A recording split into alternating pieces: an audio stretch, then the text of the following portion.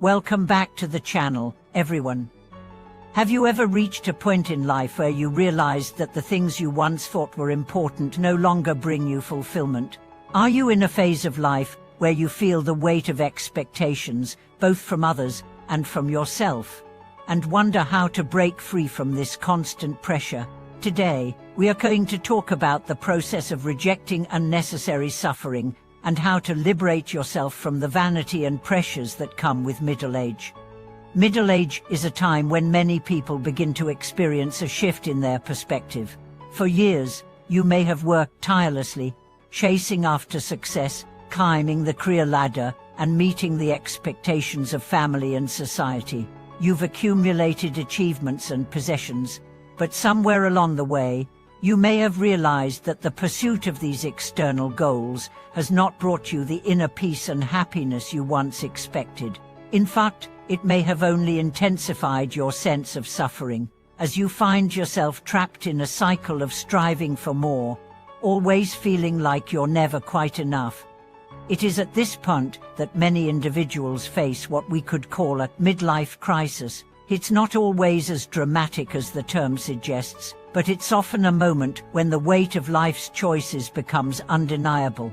The pressures to achieve, to compete, to prove oneself, and to fulfill all the roles expected of you, whether as a parent, a professional, or a member of society, can feel overwhelming. You may look back and realize that you have spent years chasing after things that don't truly bring you joy or satisfaction, and you may find yourself asking, is this all there is? The Buddha's teachings offer us a profound path to understanding and rejecting unnecessary suffering. The first step is realizing that much of the suffering we experience in life is a result of our attachments. We become attached to our ideas of success, to the approval of others, and to the expectations placed upon us. These attachments trap us in a cycle of striving and dissatisfaction, where we are constantly seeking more, but never feeling fulfilled. Take, for example, the story of a man named Richard. Richard had spent his entire life striving for success. He worked long hours, sacrificing his health and personal relationships in pursuit of career advancement. He was constantly focused on achieving the next big thing, a promotion, a new house, a more luxurious lifestyle. At first, these achievements brought him temporary happiness, but over time, he began to feel increasingly disillusioned. The more he achieved, the more he realized that the external successes he had been chasing didn't bring him the inner peace he had hoped for. His health deteriorated, his relationships with family and friends suffered, and he began to question the very meaning of his life. It was at this point that Richard came across a teaching from the Buddha: the root of suffering is attachment. This teaching struck him deeply. He realized that his attachment to success, wealth, and recognition had been the source of his suffering. He had been chasing after things that, while they seemed important at the time, were not the things that would bring him true fulfillment. Richard began to reflect on his life and ask himself, what do I truly need to be happy? What is the purpose of all this striving, if it only leads to more stress and dissatisfaction? This realization led Richard to make a profound shift. He began to reject the vanity of external achievement and instead focused on what truly mattered to him: his health, his relationships, and his inner peace. He started simplifying his life, letting go of unnecessary material possessions, and setting clearer boundaries at work. He began practicing mindfulness and meditation, learning to quiet the constant chatter of the mind and focus on the present moment. Slowly but surely, Richard began to experience a sense of freedom and contentment that had eluded him for so many years. Richard's story illustrates a key point. Much of the suffering we experience in middle age comes from our attachment to external goals and expectations. We often define ourselves by what we have achieved or what others think of us, and in doing so, we lose touch with our deeper sense of purpose and fulfillment.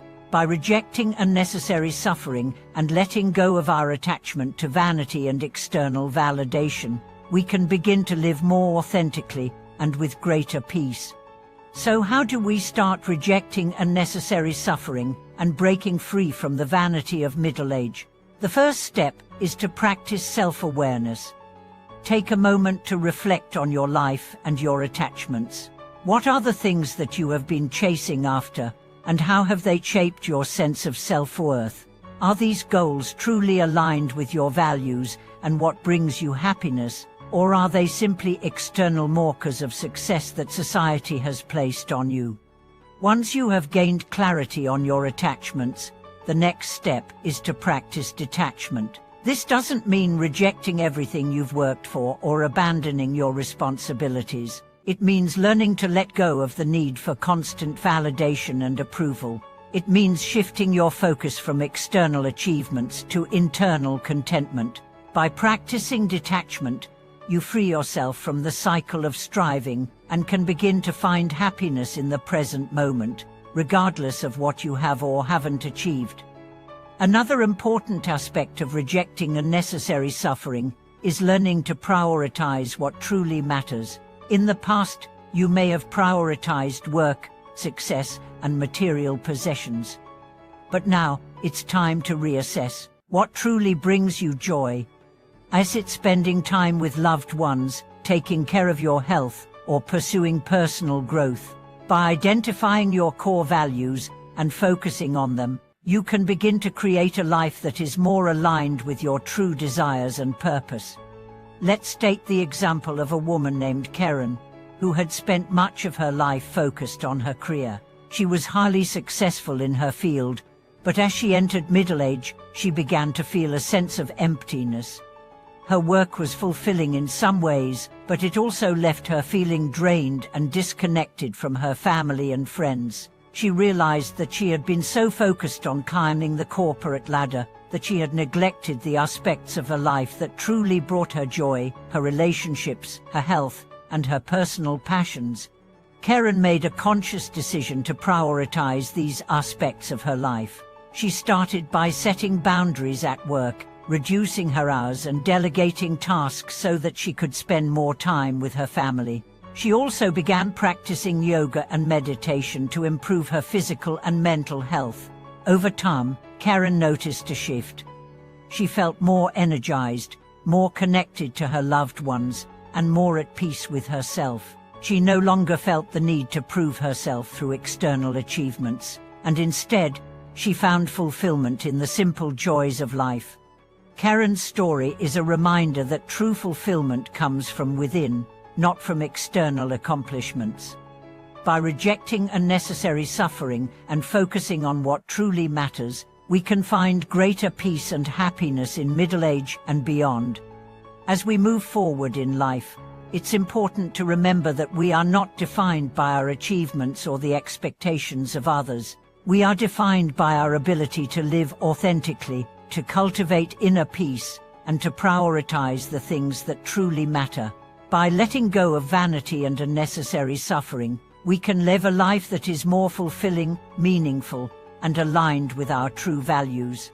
Thank you so much for watching this video.